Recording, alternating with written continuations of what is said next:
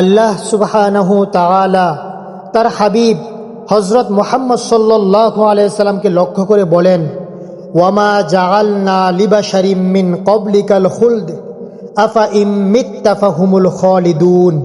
আল্লাহ তাআলা বলতেছেন, হে মুহাম্মদ, আমি আপনার পূর্বে কোনো মানুষকেই অনন্ত জীবন দেইনি, অতএব তুমি যদি মরে যাও তারা কি চিরকাল বেঁচে থাকবে?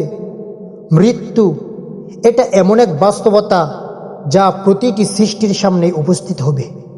ছোট বড় ধনী গরিব প্রত্যেকেই মৃত্যুর স্বাদ আস্বাদন করতে হবে। আপনি নিশ্চিত মনে রাখিয়েন, প্রত্যেক ক্রন্দনকারীর জন্যই ক্রন্দন করা হবে। আজ যে ব্যক্তি মাইকে মৃত্যুর এলান করতেছে, আগামীকাল তার মৃত্যুর এলান করা হবে। আজ যারা খাটিয়া বহন করে নিয়ে যাচ্ছে, আগামীকাল তাদের খাটিয়া বহন করা হবে। সৎকর্মশীল অনুগত ব্যক্তিরা যেমন এই দুনিয়া ছেড়ে চলে যাবে, পাপিষ্ঠ গুনাহগাররাও কি মৃত্যুবরণ করবে।